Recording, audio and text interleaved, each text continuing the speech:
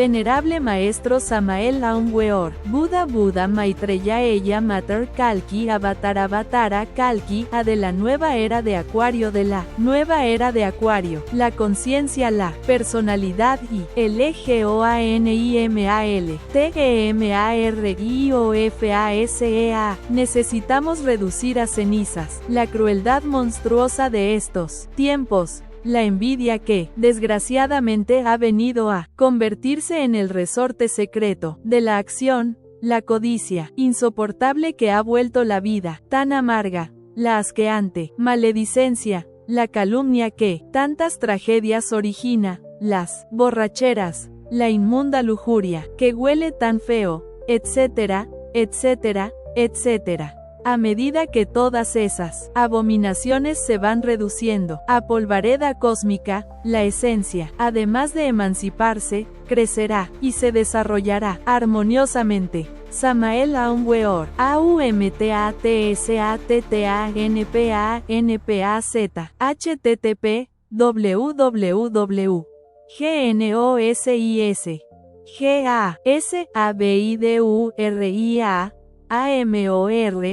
PODER, la conciencia, la personalidad y el ego animal. Lo que hace bello y adorable a todo niño recién nacido es su esencia. Esta constituye en sí misma su verdadera realidad. El normal crecimiento de la esencia en toda criatura, ciertamente es muy residual, incipiente. El cuerpo humano crece y se desarrolla de acuerdo con las leyes biológicas de la especie. Sin embargo, tales posibilidades resultan por sí mismas muy limitadas para la esencia. Incuestionablemente, la esencia solo puede crecer por sí misma sin ayuda en pequeñísimo grado. Hablando francamente y sin ambajes, diremos que el crecimiento espontáneo y natural de la esencia solo es posible durante los primeros 3, 4 y 5 años de edad, es decir, en la primera etapa de la vida. La gente piensa que el crecimiento y desarrollo de la esencia se realiza siempre en forma continua, de acuerdo con la mecánica de la evolución, mas el gnosticismo universal enseña claramente que esto no ocurre así. Con el fin de que la esencia crezca más, algo muy especial debe suceder, algo nuevo hay que realizar.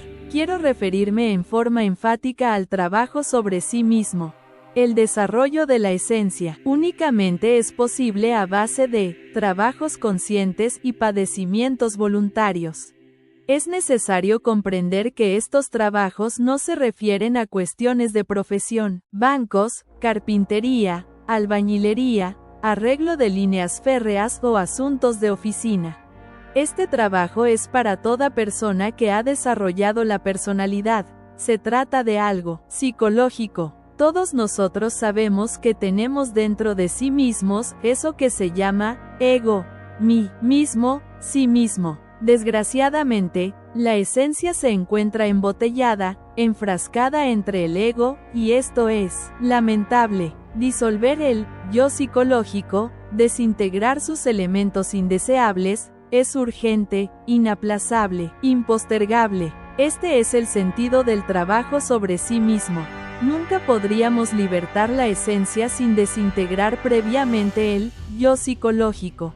En la esencia está la religión, el Buda, la sabiduría, las partículas de dolor de nuestro Padre, que está en los cielos, y todos los datos que necesitamos para la autorrealización íntima del ser. Nadie podría aniquilar el yo psicológico sin eliminar previamente los elementos inhumanos que llevamos dentro. Samael Aun Weor. 2. Necesitamos reducir a cenizas la crueldad monstruosa de estos tiempos, la envidia que, desgraciadamente, ha venido a convertirse en el resorte secreto de la acción, la codicia insoportable que ha vuelto la vida tan amarga, la asqueante maledicencia, la calumnia que tantas tragedias origina, las borracheras, la inmunda lujuria que huele tan feo, etcétera, etcétera, etcétera. A medida que todas esas abominaciones se van reduciendo a polvareda cósmica, la esencia, además de emanciparse,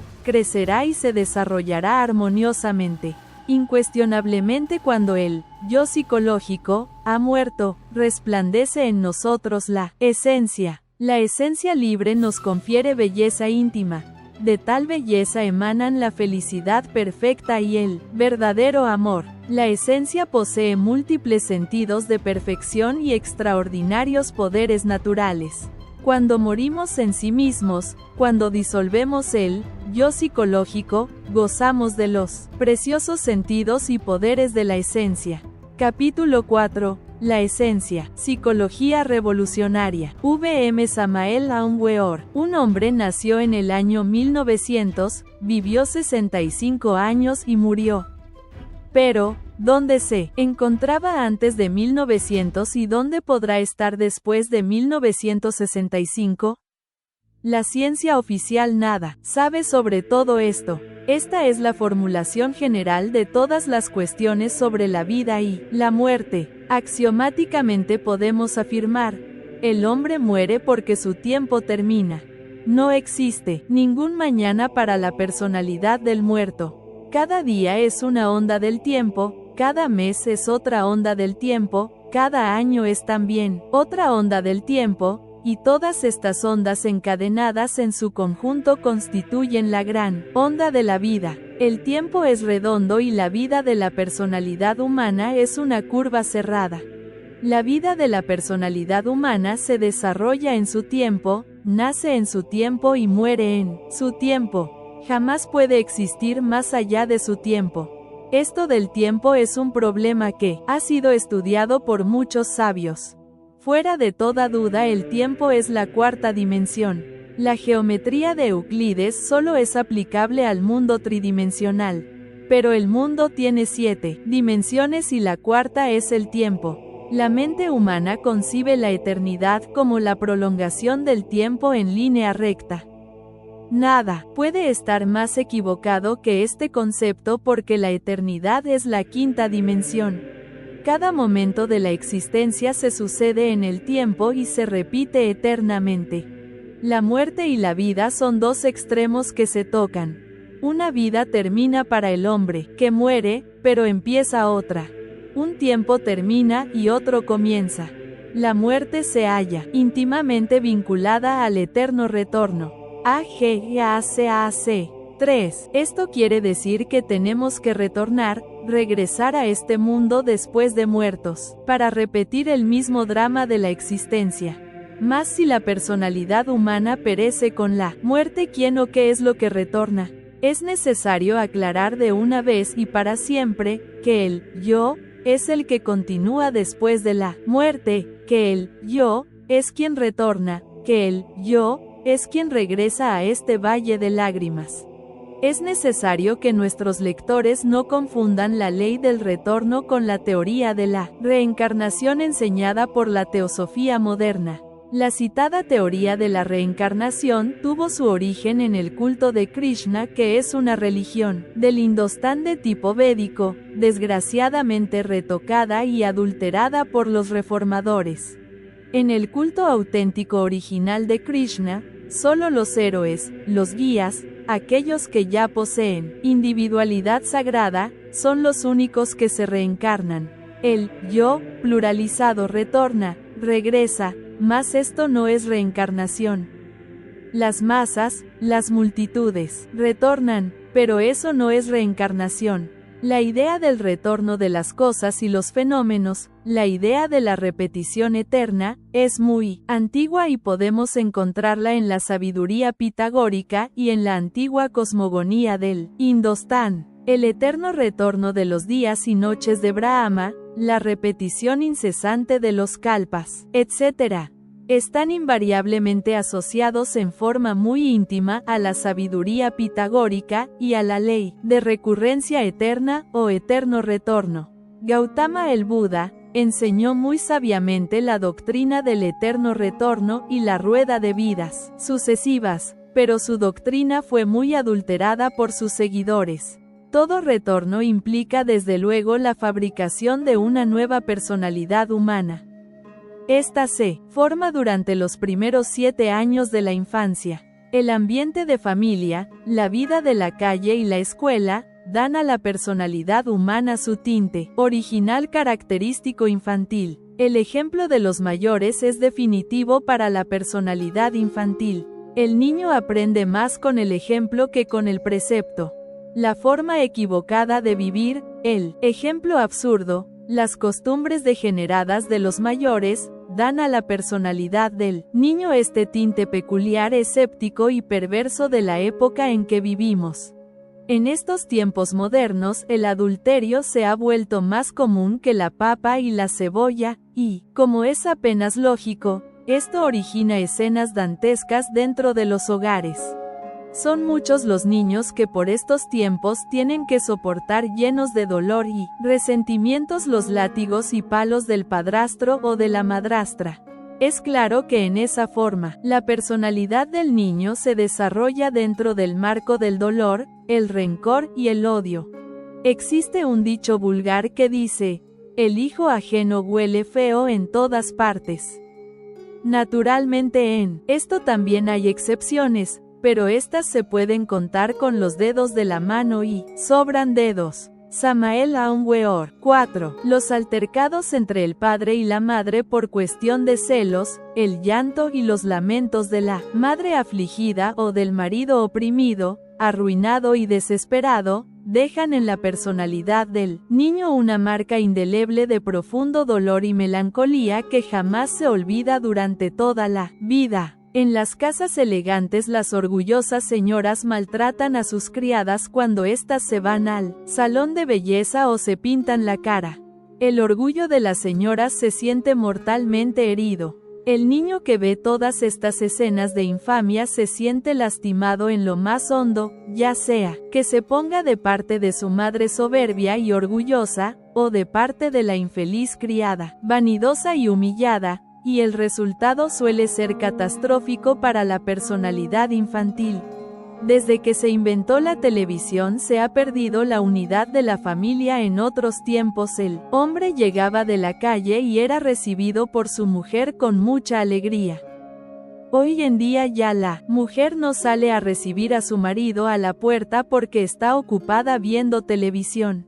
Dentro de los hogares modernos el padre, la madre, los hijos, las hijas, parecen autómatas, inconscientes ante la pantalla de televisión. Ahora el marido no puede comentar con su mujer absolutamente nada de los problemas del día, el trabajo, etcétera, etcétera, porque ésta parece sonámbula viendo la película de ayer, las escenas dantescas de Al Capone, el último baile de la nueva ola, etcétera, etcétera, etcétera. Los niños levantados en este nuevo tipo de hogar ultramoderno solo piensan en cañones, pistolas, ametralladoras de juguete para imitar y vivir a su modo todas las escenas dantescas del crimen tal como las han visto en la pantalla de televisión. Es lástima que este invento maravilloso de la televisión sea utilizado con propósitos destructivos. Si la humanidad utilizara este invento en forma dignificante ya para estudiar las ciencias naturales, ya para enseñar el verdadero arte regio de la madre natura, ya para dar sublimes enseñanzas a las gentes, entonces este invento sería una bendición para la humanidad. Podría utilizarse inteligentemente para cultivar la personalidad humana. Es a todas luces absurdo nutrir la personalidad infantil con música arrítmica, inarmónica, vulgar. Es estúpido nutrir la personalidad de los niños con cuentos de ladrones y policías, escenas de vicio y prostitución, dramas de adulterio, pornografía, etc. El resultado de semejante proceder lo podemos ver en los rebeldes sin causa, los asesinos prematuros, etc. Es lamentable que las madres azoten a sus hijos, les den de palos, les insulten con vocablos descompuestos y crueles. El resultado de semejante conducta es el resentimiento, el odio, la pérdida del amor, etc. En la práctica hemos podido ver que los niños levantados entre palos, látigos y gritos, se convierten en personas vulgares llenas de patanerías y faltas de todo sentido de respeto y veneración. Es urgente comprender la necesidad de establecer un verdadero equilibrio dentro de los hogares. AGACAC. 5. Es indispensable saber que la dulzura y la severidad deben equilibrarse mutuamente en los dos platillos de la balanza de la justicia. El padre representa la severidad. La madre representa la dulzura. El padre personifica la sabiduría. La madre simboliza el amor. Sabiduría y amor, severidad y dulzura, se equilibran mutuamente en los dos platillos de la balanza cósmica. Los padres y madres de familia deben equilibrarse mutuamente para el bien de los hogares. Es urgente, es necesario que todos los padres y madres de familia comprendan la necesidad de sembrar en la mente infantil los valores eternos del espíritu. Es lamentable que los niños modernos ya no posean el sentido de veneración. Esto se debe a los cuentos de vaqueros, ladrones y policías.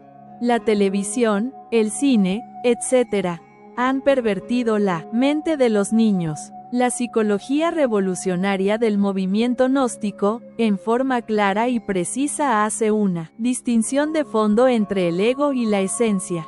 Durante los 3 o 4 primeros años de vida, solo se manifiesta en el niño la belleza de la esencia. Entonces el niño es tierno, dulce, hermoso en todos sus aspectos psicológicos. Cuando el ego comienza a controlar la tierna personalidad del niño, toda esa belleza de la esencia va desapareciendo y en su lugar afloran entonces los defectos psicológicos propios de todo ser humano. Así es como debemos hacer distinción entre ego y esencia. También es necesario distinguir entre personalidad y esencia. El ser humano nace con la esencia, mas no nace con la personalidad. Esta última es necesario crearla. Personalidad y esencia deben desarrollarse en forma armoniosa y equilibrada. En la práctica hemos podido verificar que cuando la personalidad se desarrolla exageradamente a expensas de la esencia, el resultado es el bribón. La observación y la experiencia de muchos años nos han permitido comprender que cuando la esencia se desarrolla totalmente sin atender en lo más mínimo el cultivo armonioso de la personalidad, el resultado es el místico sin intelecto, sin personalidad, noble de corazón pero inadaptado, incapaz. El desarrollo armonioso de personalidad y esencia da por resultado hombres geniales. En la esencia tenemos todo lo que es propio, en la personalidad todo lo que es prestado. En la esencia tenemos nuestras cualidades innatas, en la personalidad tenemos el ejemplo de nuestros mayores, lo que hemos aprendido en el hogar, en la escuela, en la calle. Es urgente que los niños reciban alimento para la esencia y alimento para la personalidad. Samael Aun Weor. 6. La esencia se alimenta con ternura, cariño sin límites, amor, música, flores, belleza, armonía, etc. La personalidad debe alimentarse con el buen ejemplo de nuestros mayores, con la sabia enseñanza de la escuela, etc. Es indispensable que los niños ingresen a primarias a la edad de 7 años previo paso por el kinder. Los niños deben aprender las primeras letras jugando, así el estudio se hace para ellos atractivo, delicioso, feliz.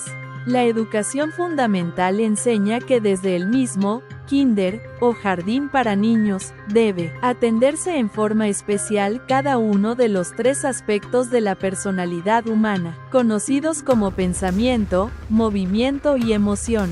Así la personalidad del niño se desarrolla en forma armoniosa y equilibrada. La cuestión de la creación de la personalidad del niño y su desarrollo es de gravísima responsabilidad para padres de familia y maestros de escuela. La calidad de la personalidad humana depende exclusivamente del tipo de material psicológico con el cual fue creada y alimentada. Alrededor de personalidad, esencia, ego o yo, existe entre los estudiantes de psicología mucha confusión. Algunos confunden a la personalidad con la esencia, y otros confunden al ego o yo con la esencia. Son muchas las escuelas pseudoesotéricas o pseudocultistas que tienen como meta de sus estudios la vida impersonal. Es necesario aclarar que no es la personalidad lo que tenemos que disolver.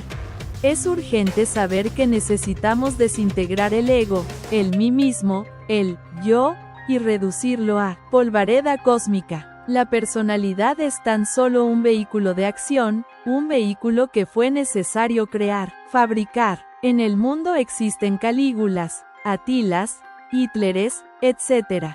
Todo tipo de personalidad, por perversa que ella haya sido, puede transformarse radicalmente cuando el ego o yo se disuelva totalmente. Esto de la disolución del ego o yo confunde y molesta a muchos pseudoesoteristas. Estos están convencidos de que el ego es divino. Ellos creen que el ego o yo es el mismo ser, la mónada divina, etc. Es necesario, es urgente, es inaplazable comprender que el ego o yo nada tiene de divino. El ego o yo es el Satán de la Biblia, manojo de recuerdos, deseos, pasiones, odios, resentimientos, concupiscencias, adulterios, herencia de familia, razas, nación, etc., etc., etc. AGACAC. 7. Muchos afirman en forma estúpida que en nosotros existe un yo superior o divino, y un yo inferior. Superior e inferior son siempre dos secciones de una misma cosa. Yo superior, yo inferior, son dos secciones del mismo ego. El ser divinal, la mónada, el íntimo nada tiene que ver con ninguna forma del yo. El ser es el ser y eso es todo. La razón de ser del ser es el mismo ser. La personalidad en sí misma solo es un vehículo y nada más.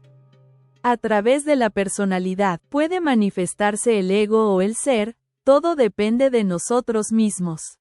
Es urgente disolver el yo, el ego, para que solo se manifieste a través de nuestra personalidad la esencia psicológica de nuestro verdadero ser. Es indispensable que los educadores comprendan plenamente la necesidad de cultivar armoniosamente los tres aspectos de la personalidad humana. Un perfecto equilibrio entre personalidad y esencia, un desarrollo armonioso del pensamiento, emoción y movimiento, una ética revolucionaria, constituyen los basamentos de la educación fundamental. Capítulo 24. La personalidad humana. Educación fundamental. V.M. Samael Aun Weor. El mamífero racional equivocadamente llamado hombre, realmente no posee una individualidad definida. Incuestionablemente, esta falta de unidad psicológica en el humanoide es la causa de tantas dificultades y amarguras. El cuerpo físico es una unidad completa y trabaja como un todo orgánico, a menos de estar enfermo.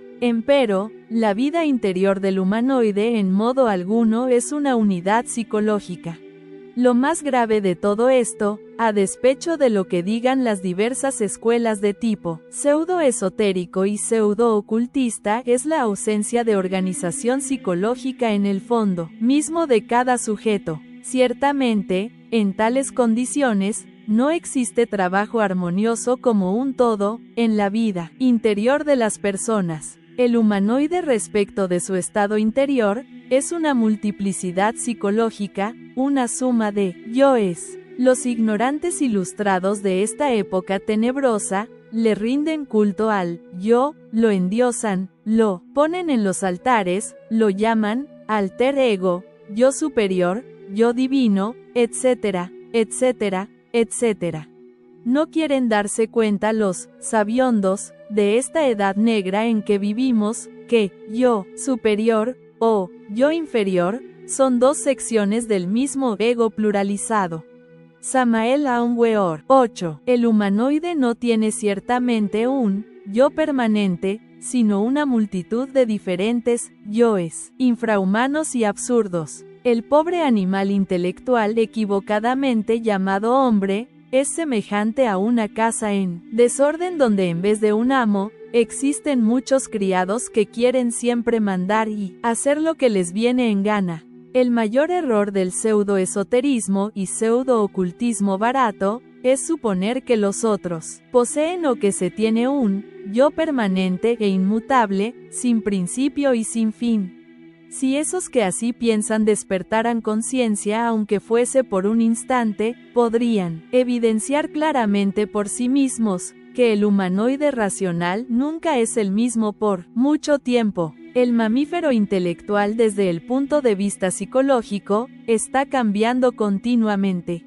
Pensar que si una persona se llama Luis es siempre Luis, resulta algo así como una broma, de muy mal gusto. Ese sujeto a quien se llama Luis tiene en sí mismo otros yoes, otros egos, que se expresan a través de su personalidad en diferentes momentos, y aunque Luis no guste de la codicia, otro yo, en él, llamémosle Pepe, gusta de la codicia y así sucesivamente.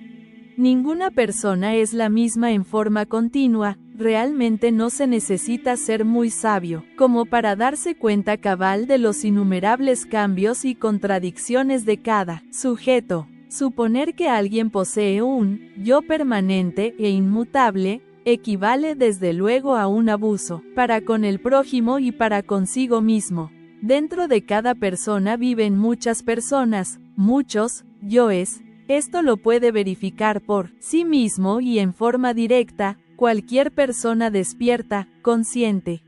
Capítulo 10. Los diferentes yoes. Psicología revolucionaria. V.M. Samael Aun Weor. Como quiera que superior e inferior son dos secciones de una misma cosa, no está de más sentar el siguiente corolario.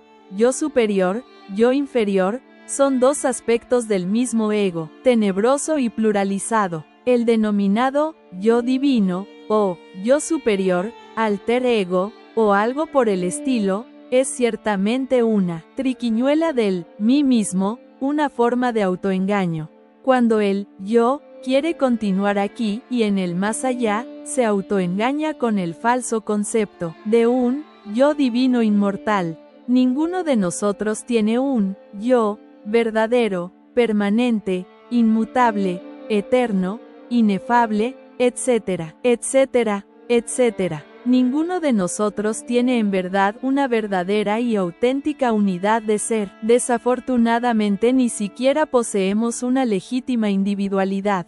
AGACAC. 9. El ego, aunque continúa más allá del sepulcro, tiene sin embargo un principio y un fin.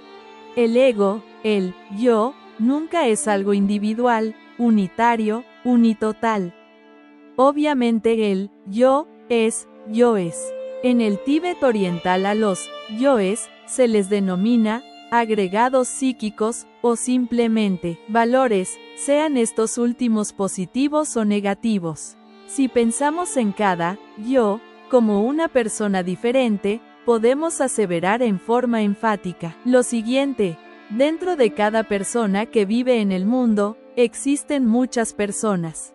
Incuestionablemente, dentro de cada uno de nosotros viven muchísimas personas diferentes, algunas mejores, otras peores. Cada uno de estos yoes, cada una de estas personas, lucha por la supremacía, quiere ser exclusiva, controla el cerebro intelectual o los centros emocional y motor cada vez que puede, mientras otro lo desplaza. La doctrina de los muchos yoes fue enseñada en el Tíbet oriental por los verdaderos clarividentes, por los auténticos iluminados. Cada uno de nuestros defectos psicológicos está personificado en tal o cual yo. Como quiera que tenemos millares y hasta millones de defectos, ostensiblemente vive mucha gente en nuestro interior. En cuestiones psicológicas hemos podido evidenciar claramente que los sujetos paranoicos, ególatras y mitómanos, por nada de la vida abandonarían el culto al querido ego.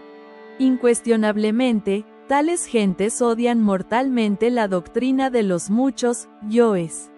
Cuando uno de verdad quiere conocerse a sí mismo, debe autoobservarse y tratar de conocer los diferentes yoes que están metidos dentro de la personalidad. Si alguno de nuestros lectores no comprende todavía esta doctrina de los muchos yoes, se debe exclusivamente a la falta de práctica en materia de autoobservación. A medida que uno practica la autoobservación interior, va descubriendo por sí mismo a muchas gentes, a muchos yoes, que viven dentro de nuestra propia personalidad. Quienes niegan la doctrina de los muchos yoes, quienes adoran a un yo divino, indubitablemente jamás se han autoobservado seriamente. Hablando esta vez en estilo socrático, diremos que esas gentes no solo ignoran sino además ignoran que ignoran. Ciertamente, jamás podríamos conocernos a sí mismos sin la autoobservación seria y profunda. En tanto un sujeto cualquiera siga considerándose como uno, es claro que cualquier cambio interior será algo más que imposible. Capítulo 11. El querido ego. Psicología revolucionaria. V.M. Samael Aun Weor. Samael Aun Weor. 10. Los autores que afirman la existencia de un ego o yo permanente e inmutable son equivocados sinceros de muy buenas intenciones. Es urgente saber que dentro de nuestros cuerpos lunares animales tenemos un yo pluralizado. Cada sensación, cada emoción, cada pensamiento, cada sentimiento, pasión, odio, violencia, celos, ira, codicia, lujuria, envidia, orgullo, pereza, gula, etc. Están constituidos por pequeños yoes, que de ninguna manera se hallan ligados entre sí ni coordinados de modo alguno. No existe, no hay un yo íntegro, unitotal, sino una multitud de mezquinos, gritones y pendencieros yoes que riñen entre sí, que pelean por la supremacía. A los monjes del monasterio del Monte Athos les encanta hacerse conscientes de todos estos pequeños yoes, aprenderlos a manejar, pasarlos de un centro a otro, etc. Los monjes se arrodillan, y elevando sus brazos con los codos doblados dicen, ego, en voz alta y prolongando el sonido, mientras a la vez procuran localizar el punto de su organismo, donde resuena la palabra ego, yo. El propósito de este ejercicio es sentir el yo, pasarlo de un centro a otro a voluntad. Los yoes que tenemos metidos dentro de los cuerpos lunares son verdaderos demonios, creados por nosotros mismos. Tal yo sigue automáticamente a tal otro yo, y algunos aparecen acompañados de otros, pero no existe orden en todo esto, no hay verdadera unidad en esto, solo existen asociaciones accidentales, pequeños grupos que se asocian en forma inconsciente y subjetiva.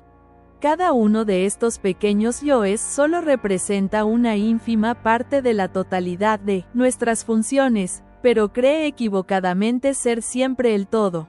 Cuando el animal intelectual equivocadamente llamado hombre dice yo, tiene la impresión de que habla de él en su totalidad, pero en realidad solo es uno de los pequeños yoes de la legión el que habla. El yo que hoy está jurando fidelidad ante Alara de la Gnosis, cree ser el todo, el único, el hombre completo, pero es solo uno de los tantos yoes de la legión. Cuando dicho yo cae de su puesto de mando, otro yo que es enemigo de la gnosis ocupa el lugar, y entonces el sujeto que parecía muy entusiasmado por la gnosis resulta entonces convertido en enemigo, atacando a nuestro movimiento, a nuestra doctrina, etc.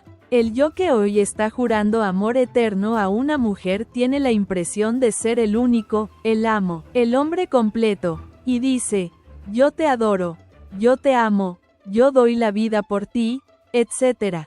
Pero cuando ese yo enamorado es desplazado por otro yo de su puesto de mando, entonces vemos al sujeto retirándose de la mujer, enamorado de otra, etc. Todos estos pequeños yoes son verdaderos demonios que viven dentro de los cuerpos lunares. AGACAC 11. Todos estos pequeños yoes se fabrican en los 5 cilindros de la máquina. Esos 5 cilindros son pensamiento, emoción, movimiento, instinto, sexo. Ya en nuestro pasado mensaje de Navidad hablamos muy ampliamente de los 5 centros de la máquina orgánica. Es lamentable que, por falta de sabiduría, los seres humanos estén fabricando en los 5 cilindros de la máquina innumerables demonios, que se roban parte de nuestra conciencia y de nuestra vida. Es también muy cierto y fuera de toda duda que a veces se meten dentro de los cuerpos lunares algunos demonios o yoes ajenos, creados por otras personas. Esos yoes ajenos se roban parte de nuestra conciencia, se acomodan en cualquiera de los 5 cilindros de la máquina y se convierten por tal motivo en parte de nuestro ego, yo. Realmente el animal intelectual no tiene verdadera individualidad, no tiene un centro de gravedad permanente, ni verdadero sentido de responsabilidad moral. Lo único de valor, lo único importante que tenemos dentro de nuestros cuerpos lunares es el Buddhata, la sagrada esencia, el material psíquico que desgraciadamente es malgastado por las distintas entidades que en su conjunto constituyen el ego, el yo pluralizado. Muchas escuelas pseudo-ocultistas y pseudo-esotéricas dividen al yo en 2, aseguran enfáticamente que tenemos un yo superior, divino, inmortal, y creen que dicho yo superior o ego divino debe controlar y dominar totalmente al yo inferior. Este concepto es totalmente falso, porque superior o inferior son 2 secciones de una misma cosa. Al yo le encanta dividirse entre superior e inferior. Al yo le gusta pensar que una parte de sí mismo es divina, eterna, inmortal.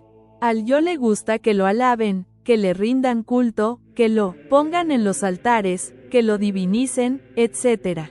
Realmente no existe tal yo superior, tal ego divino. Lo único que tenemos dentro de los cuerpos lunares es la esencia y la legión del yo, eso es todo. Atman, el ser, nada tiene que ver con ningún tipo de yo. El ser es el ser y está más allá de cualquier tipo de yo. Nuestro real ser es impersonal, cósmico, inefable, terriblemente divino. Desgraciadamente, el animal intelectual no puede encarnar a su real ser, Atman Buddhi, Manas, porque tiene únicamente cuerpos lunares, y estos últimos no resistirían el tremendo voltaje eléctrico de nuestro verdadero ser, entonces moriríamos. Los demonios que habitan entre los cuerpos lunares no están presos dentro de dichos cuerpos animales, normalmente entran y salen, viajan a distintos lugares o ambulan, subconscientes por las distintas regiones moleculares de la naturaleza. Después de la muerte el yo pluralizado continúa entre los cuerpos lunares, proyectándose desde ellos a cualquier lugar de la naturaleza. Samael Aun Weor. 12. Los médiums del espiritismo o del espiritualismo prestan sus materias o vehículos físicos a esos yoes de los muertos. Tales yoes, aunque den pruebas de su identidad, aunque demuestren ser el verdadero muerto invocado, no son el real ser del fallecido. El karma de los médiums en sus vidas posteriores es la epilepsia. Todo sujeto epiléptico en su pasada vida fue médium espiritista o espiritualista. No todas las entidades que constituyen el ego, yo, retornan a este mundo para reincorporarse o renacer en un nuevo organismo. Algunas de esas entidades o pequeños yoes suelen separarse del grupo para ingresar a los mundos infiernos de la naturaleza o reino mineral sumergido. Otras de esas entidades gozan reincorporándose en organismos del reino animal inferior, caballos, burros, perros, etc. Los maestros de la logia blanca suelen ayudar a algunos muertos distinguidos que se han sacrificado por la humanidad. Cuando nosotros nos propusimos investigar a Pancho Villa, el gran héroe de la Revolución Mexicana, lo hallamos en los mundos infiernos obsesionado todavía con la idea de matar, amenazando con su pistola a todos los habitantes del submundo. Sin embargo, este Pancho Villa del reino mineral sumergido no es todo. Lo mejor de Pancho Villa vive en el mundo molecular. ciertamente no ha alcanzado la liberación intermedia, que permite a algunos desencarnados gozar de unas vacaciones en los distintos reinos moleculares y electrónicos de la naturaleza, pero permanece en el umbral, aguardando la oportunidad para entrar a una nueva matriz. Eso que se reincorpora a aquel que fue Pancho Villa, no será jamás el Pancho Villa de los mundos infiernos, el terrible asesino, sino lo mejor del general, aquellos valores que se sacrificaron por la humanidad, aquellos valores que dieron su sangre por la libertad de un pueblo oprimido, el desencarnado general, mejor dijéramos, los valores realmente útiles del general, retornarán, se reincorporarán, la gran ley le pagará su sacrificio llevándolo hasta la primera magistratura de la nación. Hemos citado al general Pancho Villa a modo ilustrativo para nuestros lectores. Este hombre recibió especial ayuda debido al gran sacrificio por la humanidad. Sin embargo, existen en el mundo personas que no podrían recibir esta ayuda, porque si se les quitase todo lo que tiene de animal y criminal, no quedaría nada. Esa clase de bestias humanas deben entrar en las involuciones de los mundos de la naturaleza. Cierto iniciado sufría lo indecible porque en los mundos infiernos fracasaba en todas las pruebas de castidad, a pesar de que en el mundo físico había alcanzado la perfecta castidad. Aquel iniciado se mortificaba, clamaba y suplicaba pidiendo ayuda superior a su propia madre Kundalini. AGACAC 13. Su madre divina le ayudó. Ella, la serpiente ígnea de nuestros mágicos poderes, rogó por él, por su hijo, por el iniciado, y éste fue llamado a juicio ante los tribunales del karma. Los terribles señores del karma lo juzgaron y condenaron al abismo, a las tinieblas exteriores, donde solo se oye el llanto y el crujir de dientes. El iniciado, lleno de infinito terror, escuchó la espantosa sentencia. El verdugo cósmico levantó la espada y la dirigió amenazante contra el espantado hermano, pero sintió que algo se movía dentro de su interior y asombrado vio salir de sus cuerpos lunares a un yo fornicario, una entidad que había sido creada por él mismo en antiguas reencarnaciones. La perversa entidad fornicaria ingresó a las involuciones de los mundos infiernos y el iniciado se vio entonces libre de esas internas bestialidades que tanto le atormentaban. Realmente, el ego es una suma de entidades distintas, diferentes. No existe un yo permanente e inmutable, lo único que existe dentro de nuestros cuerpos lunares es el yo pluralizado, legión de diablos. Capítulo 10.